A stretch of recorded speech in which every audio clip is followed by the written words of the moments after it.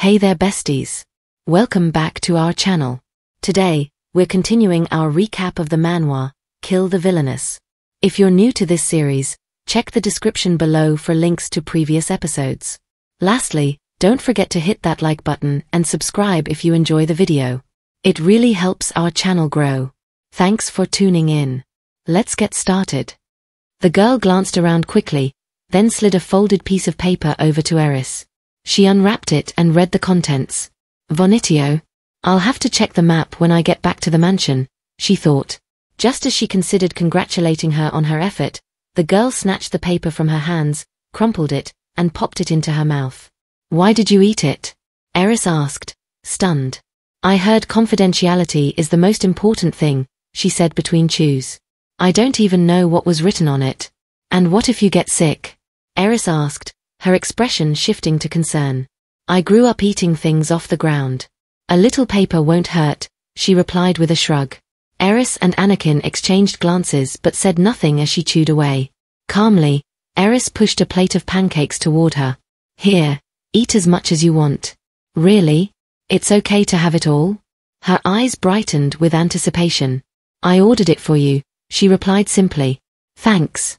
She dove in eagerly, stuffing pancakes into her mouth without hesitation. Eris sipped her tea, watching Anakin's sister with quiet amusement. You should sit down too, she told Anakin, without looking his way. He declined. Stop being difficult. You're standing out, she murmured. I'm supposed to be a wealthy commoner right now, she said inwardly. Anakin sighed and reluctantly sat beside her. They both continued to observe the girl as she ate, her expression blissfully content. After a moment, Anakin turned to Eris. What's your plan now? It'll take at least 15 days to get from here to there. 15 days, she thought, glancing at her teacup, setting it gently on its saucer. Eris's coming-of-age ceremony is in 15 days. Should I go after it? She mused aloud. Without waiting for an answer, she tossed a small bag of coins toward the girl. Here's the payment I promised. The girl grinned and reached for the coins. Thanks. Don't even think about pocketing it.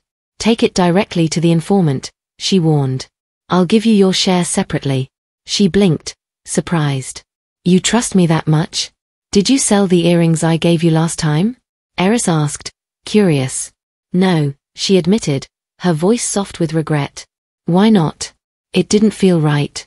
It was the first time I got paid, and no one took it away.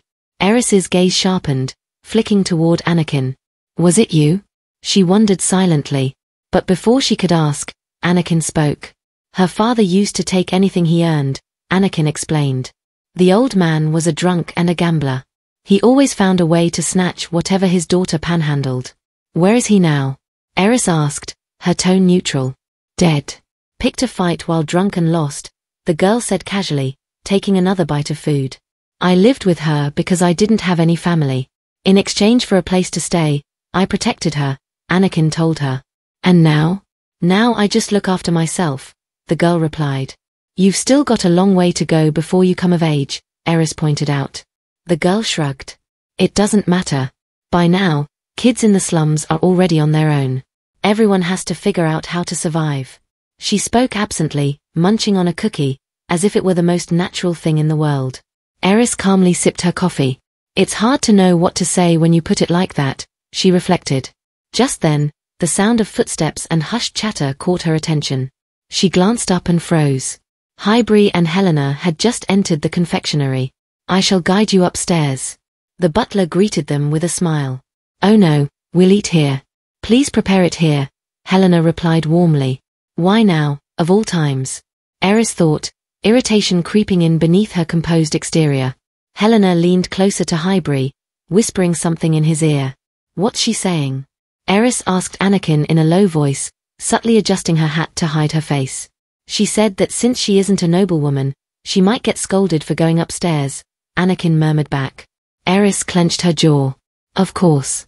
Their presence is driving me mad. Her gaze lingered on Helena, who seemed blissfully unaware of her mistake. She doesn't even realize Highbury is a high priest. She doesn't know only nobles are allowed to use that dessert stand, Eris thought bitterly, watching them settle at a table.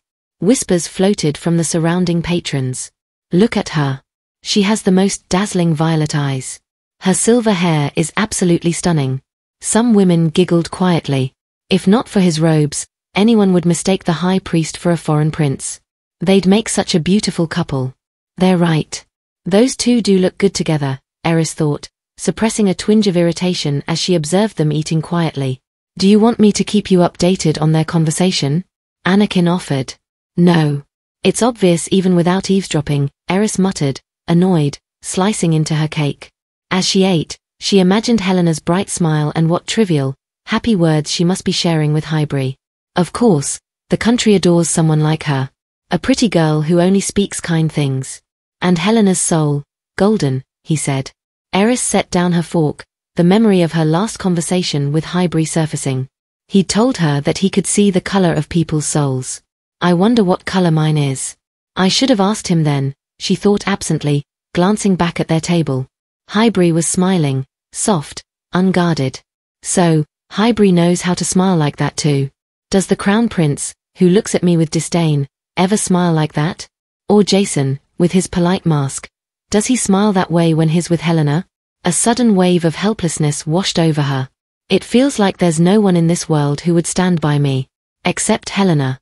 She let her utensils drop onto the plate with a soft clink, dark thoughts clouding her mind. No, wait. A new thought pierced through the haze. There is one person. Someone who's on my side now. Eris hurried through the streets, her steps quick and urgent. The one person on my side. I have to meet her, now, she thought, tension tightening her features. Anakin followed silently, keeping pace behind her. When she reached Media's shop, the door was locked. She knocked. Open the door, she called softly at first, then louder. Open the door. I said, open it now. Eris's voice rose, her fists pounding against the wood with growing desperation. Master, Anakin whispered gently, concerned. You said you'd help me if I was in danger, Eris murmured, her hands trembling slightly as sadness settled on her face. I can't breathe. Her chest felt heavy, as if something invisible was pressing down on her. Some days are just like this. Days when you want things you usually don't care about. Like cotton candy, even though you don't like it. Or those brand name items everyone at school had, things you begged your parents for, not because you needed them, but because you wanted to feel included. She swallowed hard, memories bubbling to the surface. Deep down, all she wanted was validation. No matter how useless those things were, Mom and Dad gave them to me, like proof of their affection. Her hands brushed lightly over the door. I want to see my parents again, parents who'd stay on my side, even if I made mistakes, even if I did something awful. Just one person like that. Just one person in this world who wouldn't leave me. Her fingers lingered on the wood. Where are you? Anakin watched her carefully. Do you want me to open the door? He asked softly, stepping closer.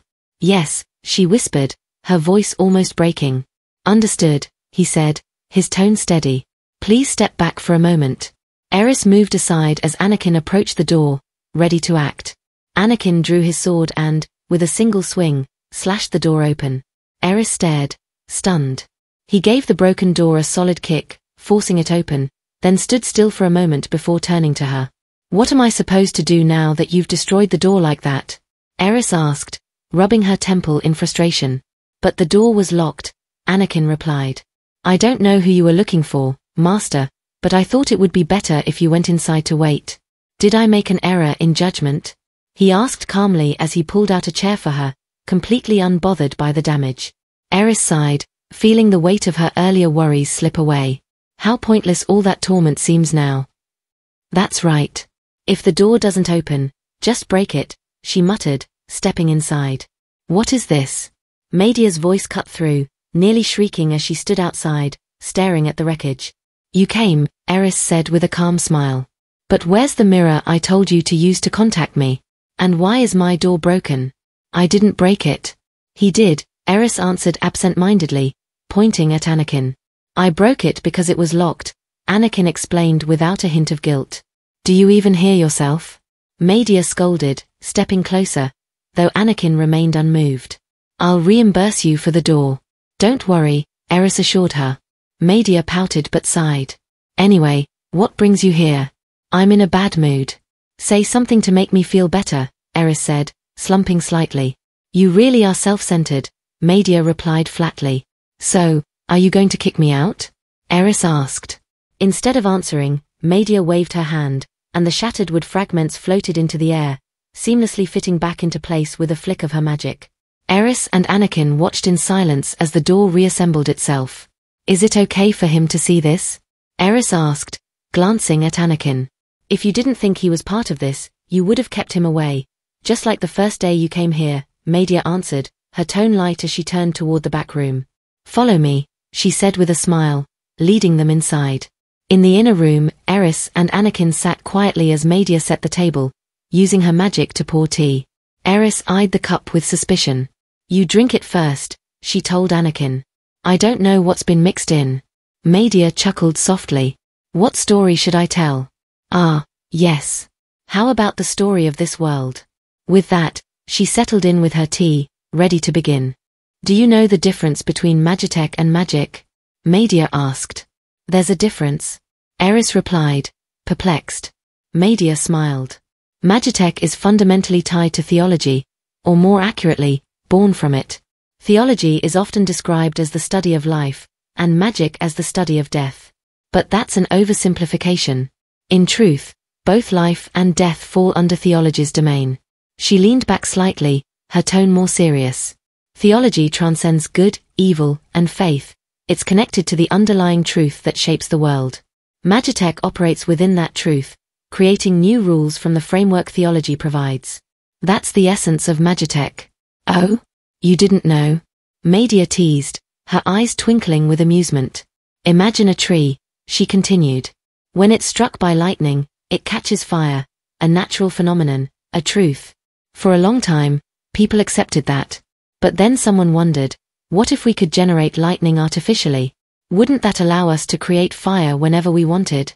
That thought led to the birth of Magitech. The first Magitech artificers were like inventors, Media said.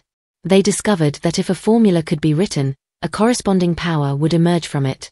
Once that principle was uncovered, the possibilities expanded rapidly. They condensed water vapor to summon rain, bent light to create illusions, and manipulated temperature to generate wind. At first, it seemed like they were creating something from nothing, but they weren't. True creation would violate the fundamental truth of the world, and only God can do that. Many artificers tried to defy that truth, hoping to achieve divine power, but they all failed. Most were cursed or met tragic ends. Over time, people learned that tampering too far with the truth was forbidden. Simply put, Media continued, theology represents the truth that makes up the world, and Magitech builds rules within that truth. But magic, she smiled slightly. Magic doesn't follow rules. It breaks, bends, or outright ignores the laws of the world. The reason I can send you back to your original world lies in that concept. Magic twists the law of life, one that should have kept you reborn here, and instead connects you to where you came from. Of course, there's a price for it, though it's difficult to understand from a human perspective, Media said, taking a sip of tea. It seems that everything has a price, Eris thought quietly, absorbing her words.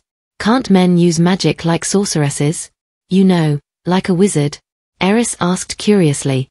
A wizard? Media chuckled. What an interesting idea. I should be the one entertaining you, but instead, you're making me laugh. She tilted her head thoughtfully. You asked before if we could pass magic down to our descendants. The premise behind that question was flawed. Magic isn't inherited like a family trait. It's not even a talent, like those found in Magitech or theology. If it's neither inherited nor a talent, what is it? Eris wondered aloud. Media's expression shifted, her voice lowering. We sorceresses.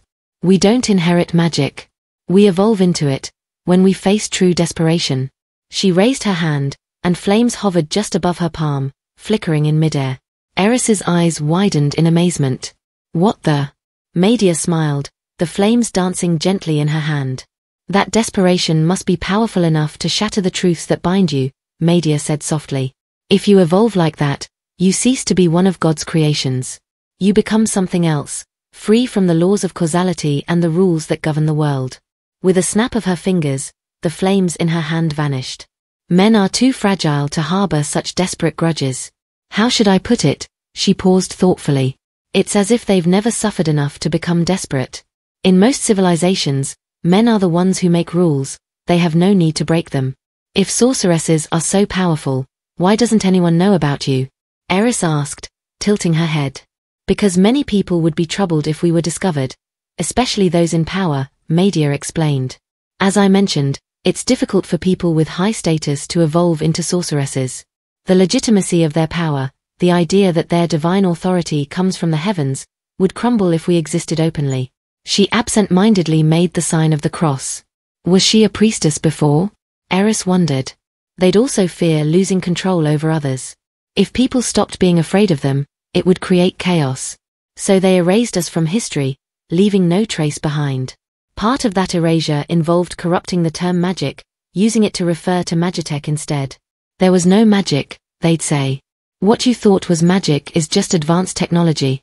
Didn't you say sorceresses were persecuted when we first met? Eris asked. Media gave a wry smile. Persecution is subjective. From our perspective, bugs and rats that invade your home and threaten to wreck it are a form of persecution. She dabbed at the corners of her eyes with a delicate gesture, as if wiping away tears. I was so scared and sad. Completely fake tears, Eris thought, holding her teacup steady. Eris considered what Media had said. If sorceresses had escaped the laws of causality, it made sense that their existence wouldn't be mentioned in the novel's world. After all, they were characters that the author, practically the god of the novel, never intended to exist. Don't worry too much, Media said, breaking the silence. Huh? Eris blinked, confused. A sorceress can't destroy the world, no matter how much power she has, Media said with a small smile. Why not? Eris asked, her tone serious. Don't tell me she thinks I was worried about that, she thought wryly. We keep each other in check, Media explained. If a sorceress with destructive intentions appears, we hold a vote to decide her fate. But more often, sorceresses grow tired of living and vote for their own annihilation. She gave a wistful smile. It's a shame. You have the makings of a sister. She leaned in slightly. If you wanted to stay, we could find ways for you to join us. Honestly, I think I'd be happier if you sided with us rather than remaining the Crown Prince's fiancé. Eris shook her head with a calm expression. I'm not fond of familiars. Media chuckled, a knowing glint in her eye. If, Eris thought. It's just a hypothetical. A future that won't come true. Her mood lightened as she noticed Anakin observing them quietly. They continued talking for a long time, exploring possibilities, scenarios that would never happen, but ones that made Eris smile just by imagining them. In a secluded corner of the royal garden, Eris sat alone, quietly weeping. Helena approached but kept her distance, watching her in silence. I think about that too sometimes. About the future that will never come, Helena thought, her expression softening as she saw Eris cry. When Helena was younger, she often wished, if only my family hadn't been framed and ruined. They wouldn't have been poor. She remembered her mother's voice from one painful night. They're all dead, your father, your cousins. All gone because that snake Mazzelian framed my husband. Her mother had screamed those words during dinner, her grief spilling over as she broke down into sobs. Mother, please don't cry. It'll be all right, Helena whispered, wrapping her arms around her.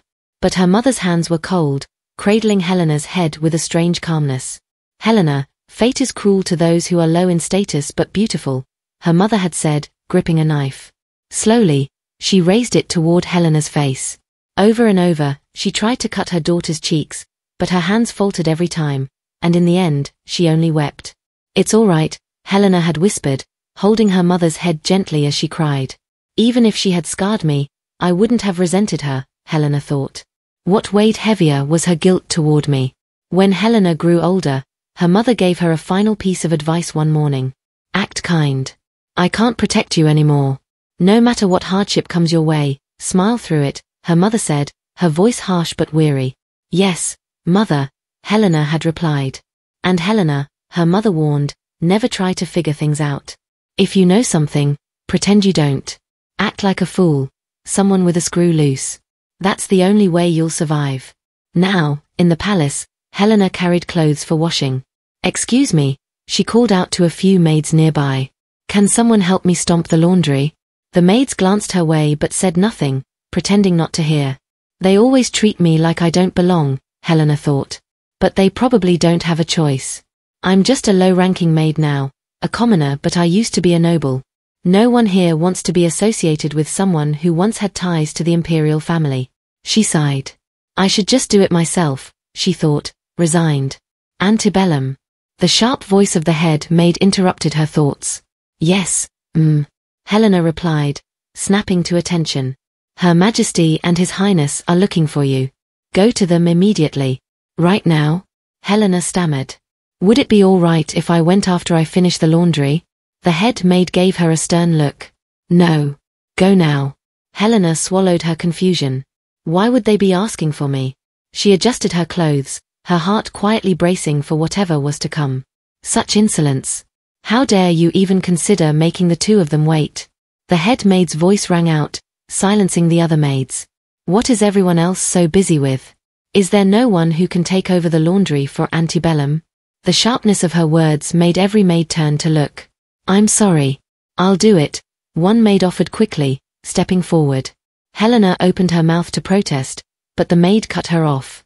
Just go before you get into more trouble. Helena hesitated, guilt welling up. I'm really sorry, she murmured, lowering her head. If I find any sweets, I'll make sure to get them for you. The maid gave her a small nod, and Helena turned away, following the head maid. Her expression turned sad as she walked off. There had been a time when Helena would have refused to leave until she finished her tasks. Even at home, no matter how many times her mother caned her calves, she took pride in completing her work. But that changed after the day she saw Prince Alec abusing the head maid. I'm so sorry. I didn't know Alec. No, His Highness. The Crown Prince would scold you like that.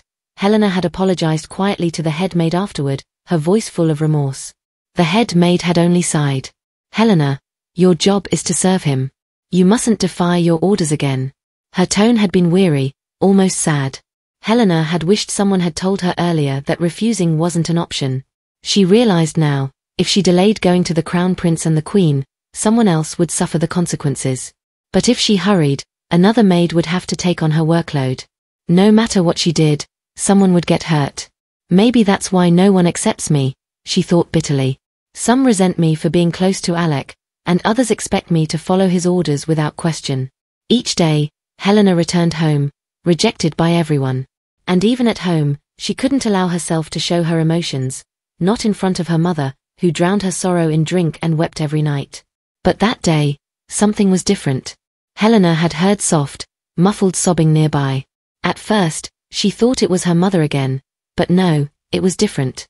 There was a quiet, restrained sorrow in these sobs, as if someone were trying to swallow their pain whole. She followed the sound and found Eris huddled in a secluded section of the garden, sniffling as she wiped her tears. Ah, it's you, Helena thought, realizing who it was. Eris Mazzillion had despised Helena from the moment they first met.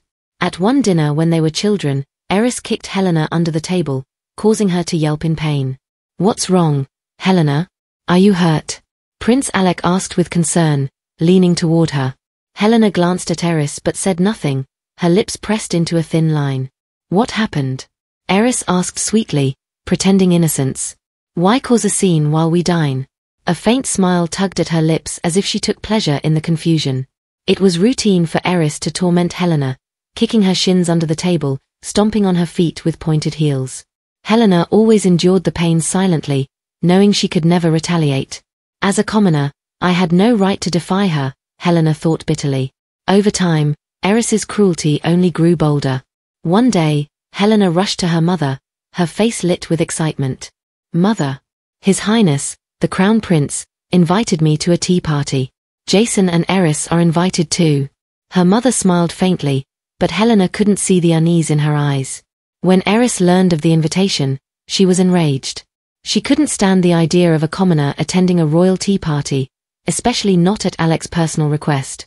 That afternoon, Eris lured Helena to a quiet room and locked her inside a wardrobe.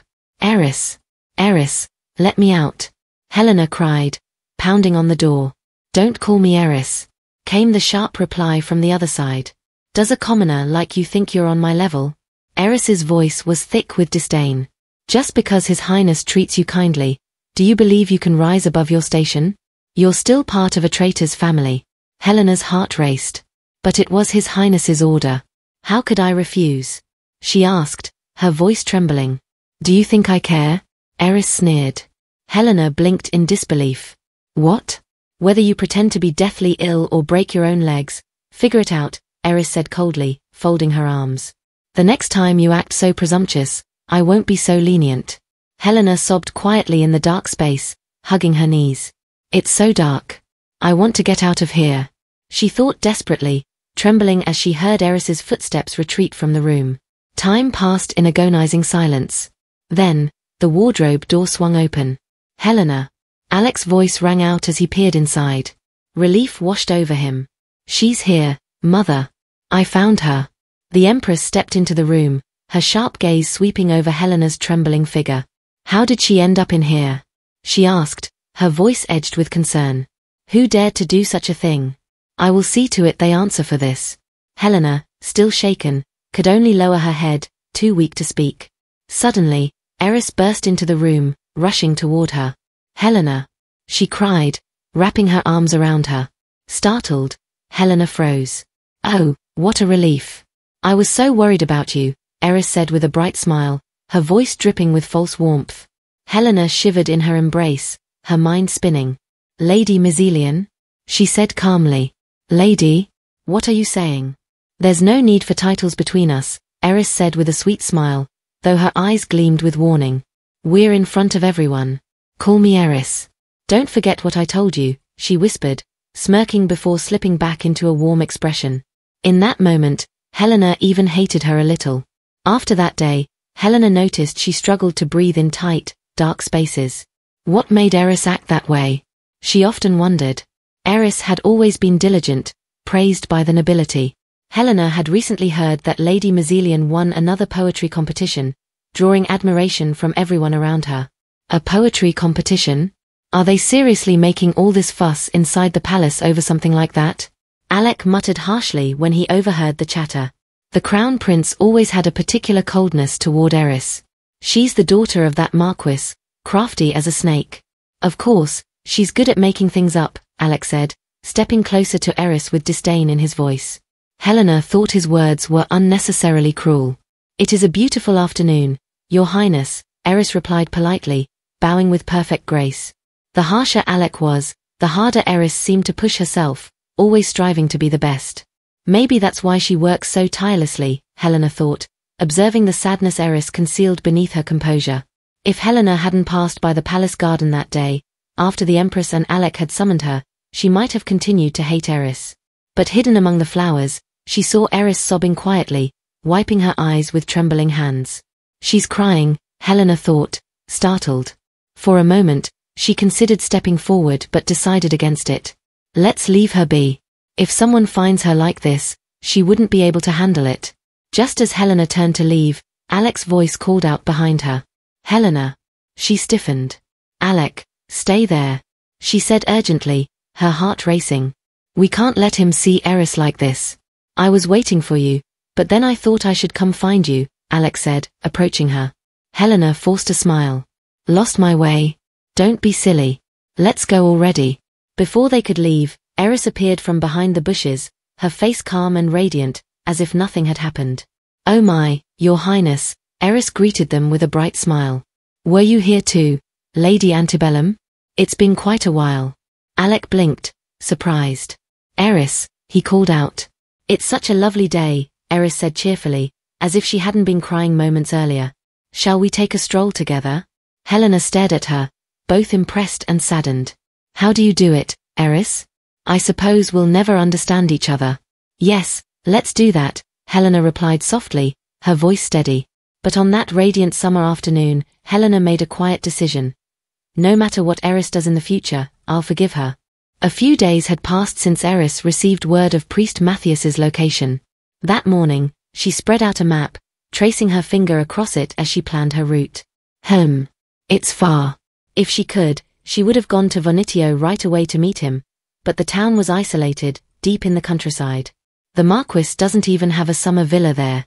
I can't use sightseeing as an excuse to visit. How do I go without raising suspicion? She thought, frustration bubbling beneath the surface. Are you planning a summer trip? Emma asked, stepping into the room. Yes, Eris answered, her tone steady. Emma smiled. That reminds me, the Magitrain will be launching soon.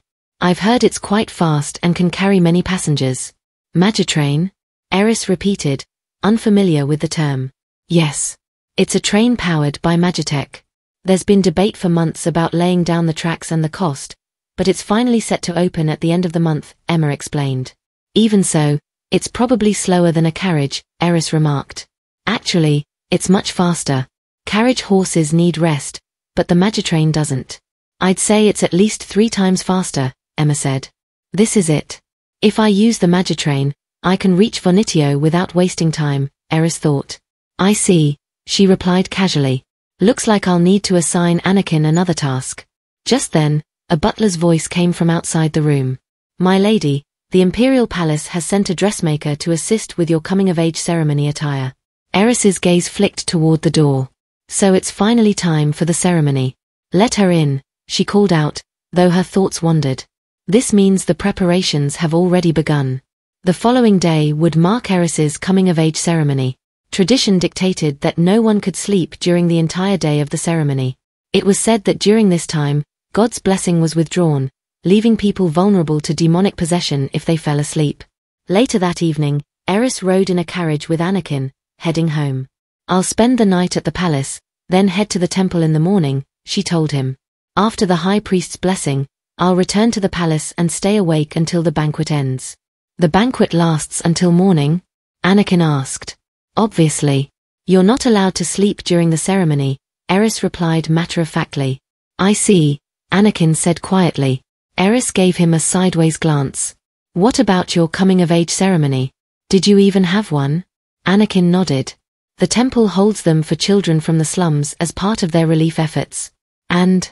She prompted. The ritual doesn't mean much to them. They've been working since they were young. But the temple hands out food and clothes to those who attend, so most participate, Anakin explained plainly. Eris absorbed his words without comment, her gaze drifting to the window as the scenery rolled by.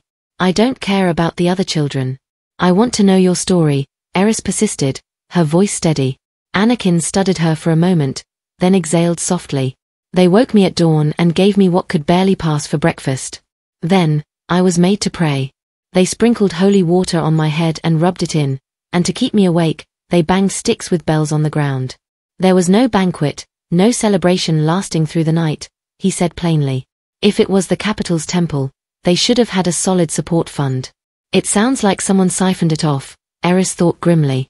At least they gave us food and clothing afterward, Anakin continued. Someone must have thought ahead, afraid the money would be stolen if handed out as cash, Eris tells him. Even with the goods, there were many adults who stole and sold them, Anakin tells her. What about you? Eris asked. I sold mine before it could be taken from me, Anakin said without hesitation. Eris smirked. Was there something you wanted so badly that you sold your food and clothes? He looked her in the eye, voice steady. I wanted a sword. A sword. Eris blinked, surprised. Not some makeshift thing carved from a branch. A real sword, with a blade heavy enough to feel its weight, he said calmly. Eris watched him, her expression softening. Later that night, when their carriage arrived at the Mazzilian Manor, Anakin stepped down first, offering his hand to help her out. If you still want a sword, should I buy you a good one? Eris asked gently as she climbed down. Anakin bowed politely. I appreciate the offer, but it's easier to protect someone with a weapon I'm familiar with, he told her. If that's how you feel, she murmured. The servants will probably wake me at sunrise, so I'll head to bed now. She turned toward the house, her steps unhurried. As you wish, Anakin replied, holding a lamp as he followed behind her.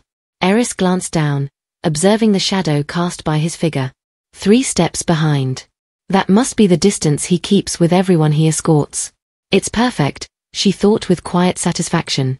The day of the coming-of-age ceremony arrived quickly. At the Grand Temple, High Priest Hybri carefully poured holy water into a bowl as Eris stood before him, her head draped with a veil. In the Empire, everyone wore a veil during the ceremony. The tradition meant to keep the sins within the body from escaping. The priest's task was to pour holy water over the veil to purify those sins. Eris bowed slightly, and Hybri tilted the bowl, letting the water flow over her head. It trickled through the veil, clinging to her hair and skin. This feels uncomfortable, she thought, suppressing a grimace. Next, the priest lifted the veil. To ensure a life free from sin, it was customary to apply myrrh to the eyelids and lips while bestowing a blessing. Yet, as Hybri uncovered her face, he didn't move to retrieve the myrrh. Instead, he stared at her, his gaze lingering. What is he doing? Eris wondered, her brow knitting slightly. He hasn't even brought out the myrrh. Hybri reached out and gently brushed his hand against her cheek. High Priest, you forgot the myrrh, Eris whispered under her breath. Hybri blinked, seeming to snap out of his trance. Ah, he murmured, signaling to an attendant, who promptly handed him the small jar of myrrh. He's done this countless times. What's wrong with him today? Eris wondered, uneasy. Hybri applied the myrrh to her eyelids with a steady hand, though when he moved to touch her lips, he faltered. Their gazes locked, tensions settling between them. Why is he hesitating? Eris thought, her heart ticking a little faster in the silence. He's dragging his feet, Eris thought impatiently. She leaned in, brushing her lips lightly against his finger. There. Are we done now? She asked. Yes, Hybri murmured. Good. Let's go, Anakin. We're busy. Eris dropped her veil on the floor without a second glance and walked away. Hybri remained where he stood, silently watching her leave. Eris exhaled quietly, eager to be done with the ceremony. Near the temple's entrance, she spotted Helena rushing outside. There she goes, oblivious to what's coming her way. Eris shook her head. Maybe if she takes a hit this time, she'll learn something. Not like I can warn her, even if I wanted to. With that, Eris made her way to the Imperial Palace. As she reached her room, her maids greeted her eagerly. We've been waiting for you, my lady, Emma announced with a bright smile. One of the other maids held out a gown for the evening banquet. How long have you been here? Eris asked with a smile of her own, though her thoughts were elsewhere. This isn't the time to worry about anyone but myself. Anakin closed the door behind her. I will remain on standby until the banquet ends, he said before stepping out. Wait, Anakin, Eris started, but the door clicked shut. Please, my lady, come here. We don't have much time, Emma urged, her tone cheerful. I even trained to tighten corsets just for today. I don't like corsets, Eris muttered, feeling the tension in her shoulders.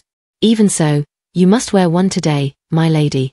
There's no choice, Emma insisted, her voice gentle but firm. After helping Eris dress, Emma clapped her hands in delight. Truly, my lady, you are so beautiful. Bring the mirror. Quickly, now, our lady must see herself. How much jewelry did they pile on me? Eris wondered, glancing at her hands. At least I managed to get out of the corset by practically begging. When the mirror was brought before her, Eris stared at her reflection, stunned. Wow. I'm so beautiful it's almost terrifying, she whispered. But the thought was fleeting. What a waste, considering the Crown Prince's heart is elsewhere. If we're done, let's go, she told Emma, stepping toward the door. But, my lady, the Crown Prince hasn't arrived yet, Emma said cautiously. He won't be coming, Eris replied with a small, knowing smile, stepping out of the room. She knew exactly where Prince Alex had gone. He was with Helena. As she walked down the corridor, she noticed the subtle shifts in the expressions of the Imperial servants. Some of them already know. To figure out who else is involved, I'll need to attend the banquet, she thought, quickening her pace. When she entered the grand hall, whispers floated around her like a breeze. Wait, why is Lady Mizelian by herself? Where's the Crown Prince? Is she planning to show up without her fiancé? Someone murmured. Eris scanned the room quickly, her gaze settling on Jason Kager. She approached him with steady steps. Sir Kager, would you take my hand? She asked without hesitation. Jason blinked, clearly startled. Pardon? His voice wavered slightly, his expression tense. He must think I've lost my mind, Eris mused, amused by the flicker of panic in his eyes. This ceremony may mark my coming of age, but everyone knows it's essentially my engagement to the Crown Prince. Still, no knight would dare refuse a lady on a day like this. Let's go, she said calmly. Jason hesitated only a moment before taking her hand. Marquis Mizelian's eldest daughter and fiancée of His Highness the Crown Prince, Lady Eris Mizelian, has entered, the announcer declared. A ripple of whispers spread through the hall as all eyes turned toward Eris, who walked arm in arm with Jason Kager. The unexpected sight stirred confusion among the crowd. What's going on? Where's His Highness? Jason asked, his voice low and uneasy. Eris gave him a sidelong glance. Isn't it obvious? He went to bring your partner, Sir Cager. Jason's brow furrowed. What? Did you really think she stood you up?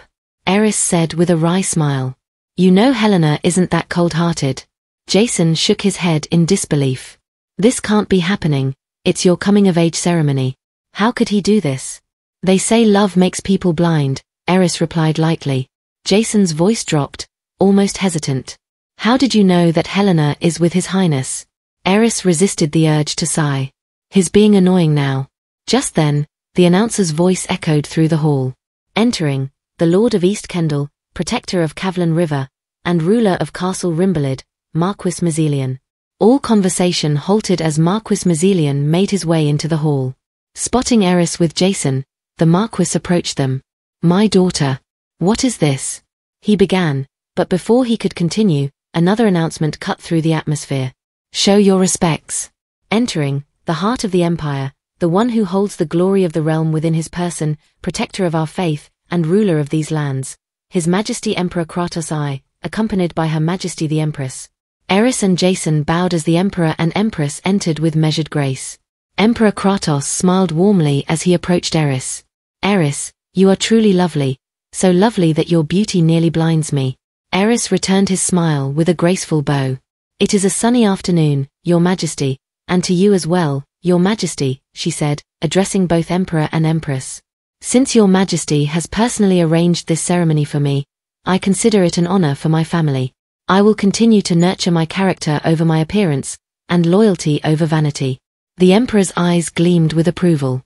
What you've said reflects a mature inner self, Lady Eris. However, I notice the seat beside you is empty. Where is Alecto? He asked. Eris gave a faint smile.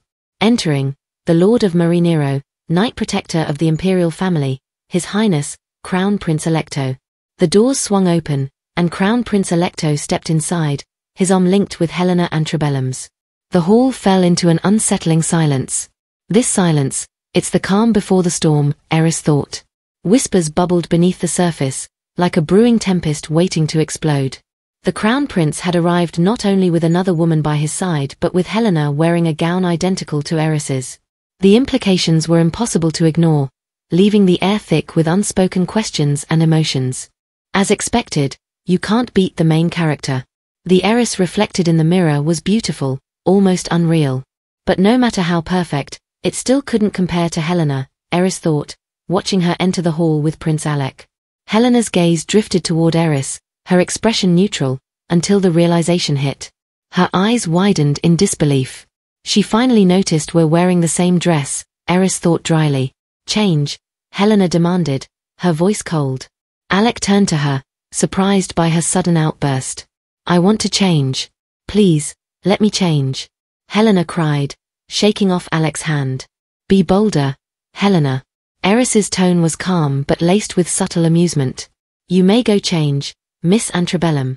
Without a word, Helena slapped Alec's hand away and stormed off, ignoring his attempts to call her back. Alec stood frozen, anger darkening his expression. Mazzelian, he growled, his fury now directed at Eris. What is this about, Crown Prince? The Emperor began, but Eris stepped forward with a polite smile. Your Majesty, I understand you may have things to discuss with the prince, she said gently. But if it pleases you, I would like to speak with him first. The Emperor considered her briefly, then gave a curt nod. You may. Eris cast a brief glance at the Empress, who averted her eyes quickly, guilt written on her face. Eris knew the truth. Helena's dress was an emergency copy, intended only as a backup if hers had been ruined. There was no way Alec could have obtained it on his own. The Empress helped him, Eris thought, her smile fading inwardly. This isn't just favoritism, it's hatred. Shall we, Your Highness? She asked, offering her hand with a serene smile. Alec followed her to the balcony, leaning against the stone rail, his gaze turned outward into the evening. They stood in silence until Eris broke it. Do you hate me, Your Highness? She asked softly. Alec turned toward her, startled. What? Eris stepped closer, facing him directly. You hate me, don't you? You'd like to see me hurt, humiliated, anything to cause me pain. Her voice was steady, without a trace of emotion. That's why you came to find me first when you arrived, before even greeting the Emperor. You wanted to see my face, to catch my expression when I noticed Helena. Alex's jaw clenched, his eyes narrowing in anger. Did you know, Your Highness? She interrupted, her voice dropping to a chilling whisper. I want to die. So don't waste your time trying to hurt me with these petty tricks. It's childish. She gave him a cold, mocking smile before turning her back and walking away, leaving him behind on the balcony. In the hallway, Eris spotted Jason waiting near to the door. This fool should be running after Helena, she thought, suppressing a sigh. Oh dear, she said with a hint of sarcasm. Sir Cager, are you really going to leave Miss Antebellum by herself? Even if the Crown Prince took the lead, you were the one who invited her. Shouldn't you see things through to the end? Jason blinked, guilt flashing across his face. Move aside, Eris ordered coolly, brushing past him without waiting for a response. As she re-entered the banquet hall, her steps light and graceful, Eris thought to herself. In the original story, Eris was supposed to arrive late, throw a scene, and disgrace herself over Helena's dress. But by arriving just a bit earlier, everything changed. Her expression remained calm, unbothered. I won't be a tragic heroine, nor will I give anyone the satisfaction of seeing me cry. Let those waiting for Eris's downfall be disappointed. And with that, she walked through the hall, her composure unwavering amidst the curious and expectant gazes. Eris, if there were side stories to this novel, I would have wished for them to be about you. Your feelings, your jealousy of Helena, and the love you had for the Crown Prince. I want to understand you. But even after living in your body, I still don't know who you are. In your world, it seems no one truly does, she thought. Oh, my daughter. You've arrived, Emperor Kratos greeted warmly as he noticed her, pausing his conversation with Marquis Mazzilian. Did your conversation go well? Yes, Your Majesty, Eris replied with practiced composure. They're trying to keep me quiet, just in case I ask to end the engagement, she mused. Seeing her serene expression, her father took a sip of wine, his voice calm. It seems the misunderstanding has been resolved. Eris knew the Marquis would do nothing to harm her reputation. This will never amount to a scandal, she thought bitterly. After all, the imperial family permits polygamy. If I'm deemed infertile, they'll use it as an excuse to bring Helena in as a concubine. In the end, the only way out would be for the Crown Prince himself to request the engagement's cancellation. That idiot, she thought. If he wanted to make a scene, he should have done it properly. But he still remembered to leave himself an escape route. My daughter, the Emperor called again, his voice pulling her from her thoughts. Yes, Your Majesty, she answered promptly. Do you remember what I once told you? He asked, his tone calm and measured. Eris bowed her head, her voice low. I am not jealous. Of course, the Emperor said lightly, as if indulging a child. Turning to her father, he chuckled. You've raised your daughter with such virtue, Marquis. You flatter me, the Marquis replied smoothly. Poor Eris, she thought, her heart heavy. This world is so uninterested in you. She stepped outside, walking slowly through the garden, her steps soft against the grass. Even after all this commotion, they won't annul the engagement. This should have been enough, yet they still won't let me go. Well, it seems I'll have to stir up an even bigger mess. She let out a quiet sigh. Now, what's supposed to happen next? The original story had Eris fleeing the hall in tears, humiliated by Helena. But with everything reversed, the path forward felt confusing and uncertain. Then, from a distance, she heard soft, broken sobs. Following the sound, she found Helena sitting on a bench, her slender shoulders shaking as she cried quietly. What is she doing out here? Eris wondered, approaching with quiet steps. Helena startled at the sight of her, quickly standing up. Her face was tear-streaked, her eyes red and swollen. I'm sorry, Helena stammered, her voice trembling. I really didn't know about the dress, it was my mistake. Tears welled in her eyes again, and her apology felt genuine, fragile in the night air. I'm really sorry. Please forgive me. I shouldn't cry. I'll stop soon, Helena whispered, wiping her eyes frantically, trying to dry her tears. Neither the man who dragged you to my coming-of-age ceremony nor the one who dressed you in that gown apologized to me, Eris thought. Yet here you are, the weakest, bearing the burden of apologizing again. For the first time, Eris realized her assumptions were wrong. I thought you were always happy. But just because there are no scars on your hands, it doesn't mean there aren't scars in your heart, she reflected as Helena struggled to compose herself. Go ahead, cry if you need to, Eris said softly, watching Helena's tears falter in surprise. Helena antebellum. I still hate you, Eris thought silently. But it's all right. Cry when you need to. Turning her gaze away, Eris wondered if just saying those words was enough. It should be okay, right? She thought, glancing at Helena, who stared at her with glistening eyes, the moonlight catching the shimmer of tears. Eris found a bench nearby and sank down onto it. Anakin, bring me some wine, she said with a sigh. Understood, he answered, stepping closer. Of course, he's been around, Eris thought, noting his familiar presence. Her eyes drifted to the tray he set beside her. Did you bring that canapé to eat it yourself? She asked. No, I brought it for you. You didn't eat anything earlier. Would you like me to bring more? He asked. This is enough, Eris replied, glancing at the untouched food. But didn't you bring any wine for yourself?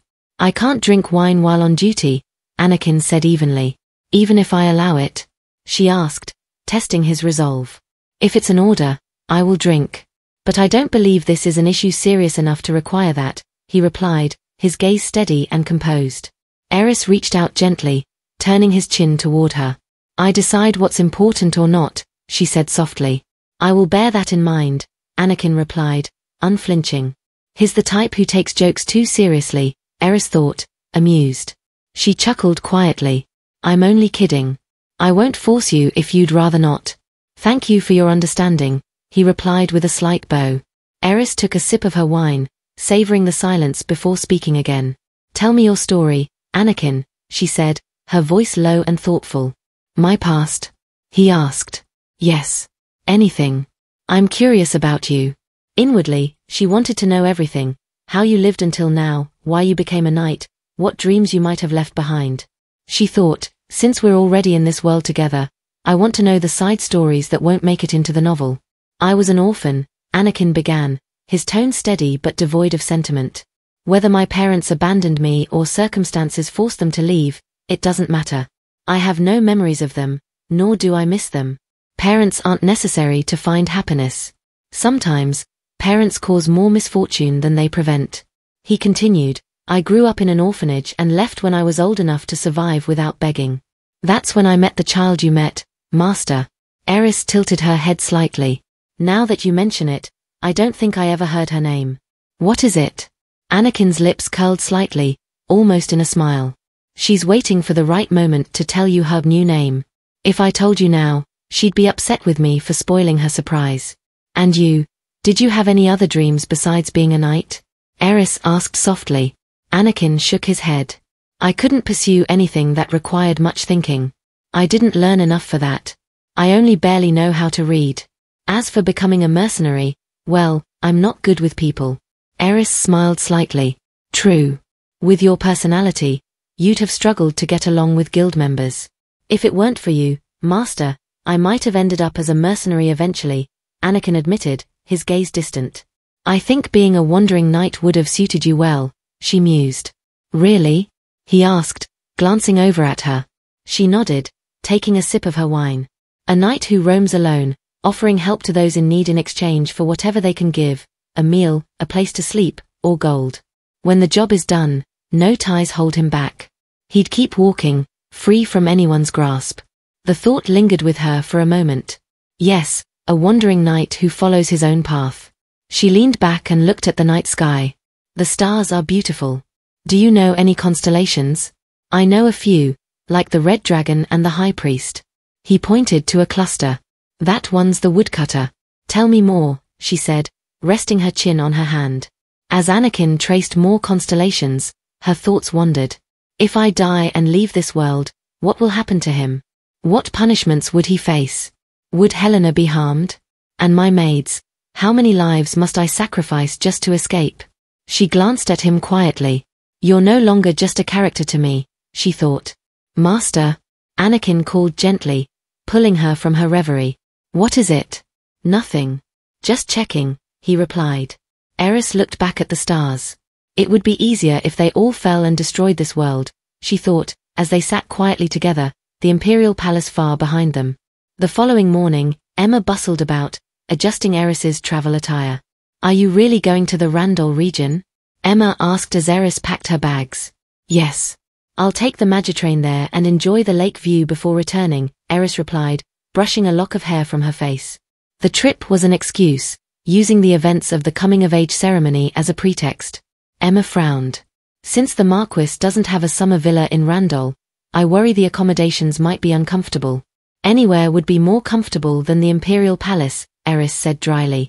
Emma offered a soft smile. I'm sure you'll enjoy strolling by the lake. Yes, Eris murmured. The pitiful lady, scarred by her fiancé's betrayal, taking a peaceful retreat, at least, that's the story they'll believe. The Marquis won't have eyes on me there. As Eris was about leaving, Emma's voice stopped her. My lady. Eris turned back. What is it?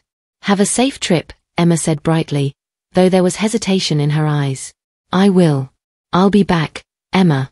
Eris smiled faintly, though inwardly, she knew Emma feared she might never return. You have to come back. Emma called after her, voice tight with emotion.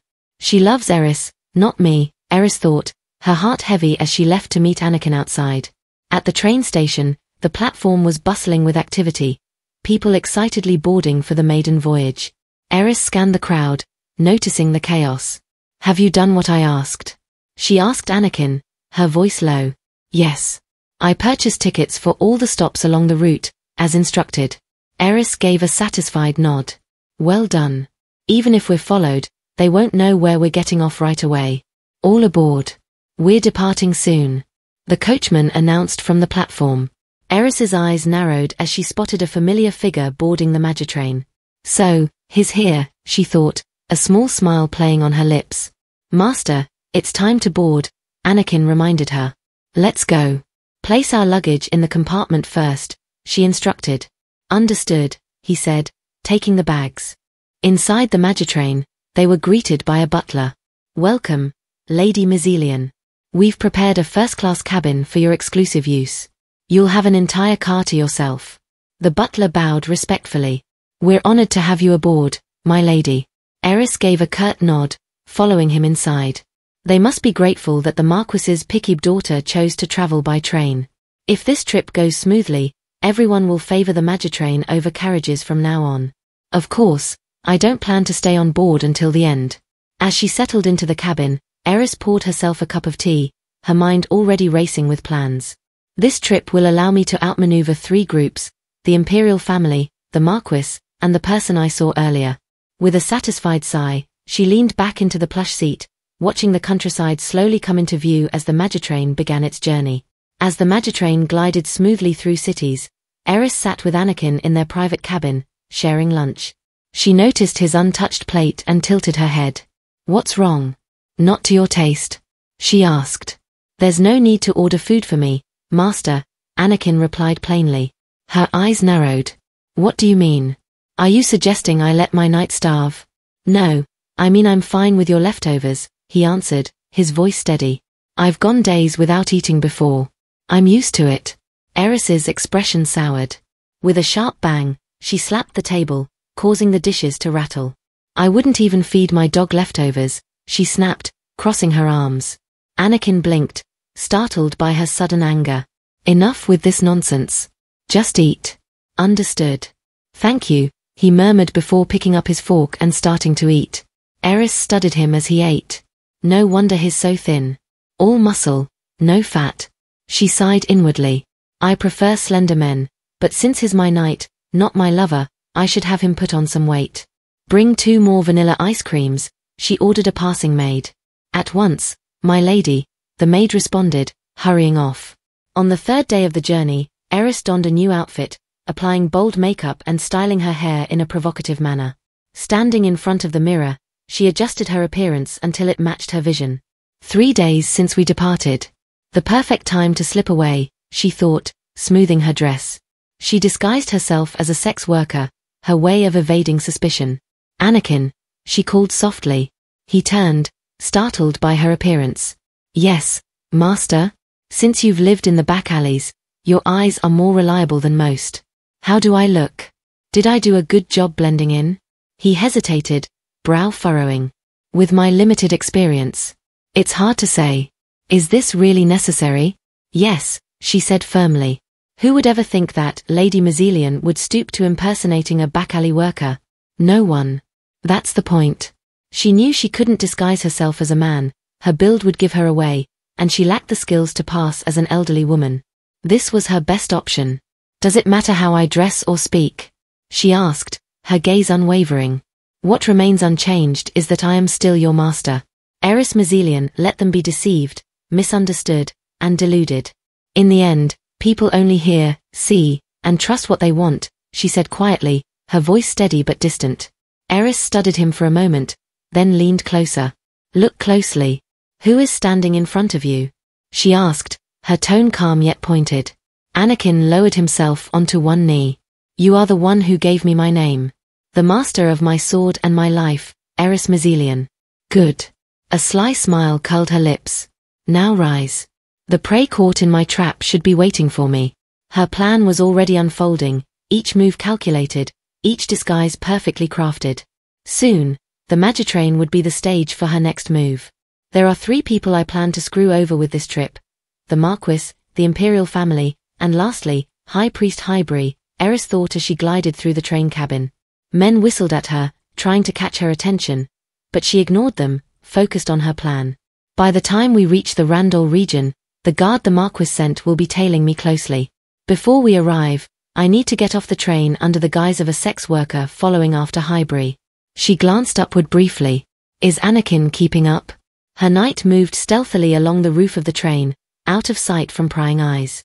As Eris passed a man, she caught a flicker of recognition in his eyes. It's him. The guard the Marquis planted. She kept her pace steady, letting her gaze linger just long enough to take note of him rising from his seat. He noticed me, but not enough to be sure, she thought, gliding forward. When she reached the next cabin and heard his footsteps trailing behind her, a small curse flickered in her mind. He's following me. Stay calm. She whispered, Anakin, come to the economy class car. Hurry. She knew Anakin would hear her, but without a way to confirm his response, she fought against the creeping sense of vulnerability. Is there a way for me to know if he heard? The guard's footsteps grew louder, edging closer.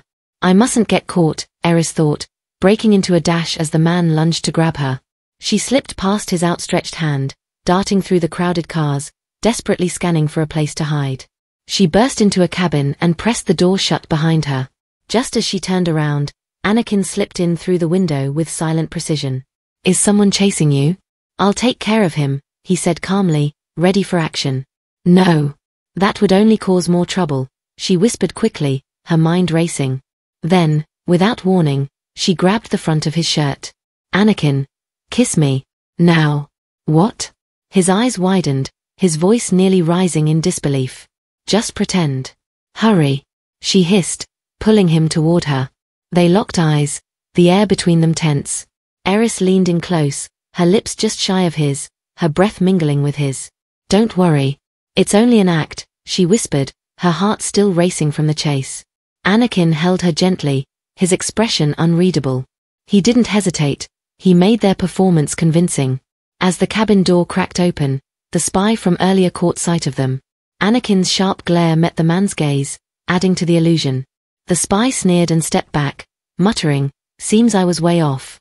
Eris waited a moment, listening to the guard's retreating footsteps. Is he gone? She asked softly. Yes. I can hear him moving farther away, Anakin confirmed. Eris exhaled, relief washing over her. We're in the clear. Sorry for dragging you into that. Were you upset? Anakin shook his head. No. Listen, from now on, even if I order something you don't like, you have the right to refuse. If I ever make you do something you hate, don't forgive me. She turned toward the door, her voice low but firm. Of course, he'll never refuse me. Not now, not ever. But I'd prefer if he didn't try too hard to understand me. I'll be doing terrible things from now on. He'll have to get his hands dirty because of me, Eris thought as she walked slowly through the corridor, her mind already shifting to the next part of her plan. She soon spotted Hybri seated in his cabin. A small smile curled on her lips as she entered without knocking, startling the priest. Lady Mazzelian? He stammered, blinking in surprise at her unexpected appearance. Eris's eyes glimmered with amusement as she closed the door behind her. Surprised to see me, High Priest? She asked, her voice light, but her intentions far from innocent. Thank you for joining us on this incredible adventure. If you enjoyed what you watched, please consider liking, subscribing, and ringing that notification bell. Your comments mean the world to us and help us improve. The next episode promises even more excitement and unexpected twists, so stay tuned as we embark on this thrilling journey together. Keep the anticipation alive, and we'll catch you in the next episode.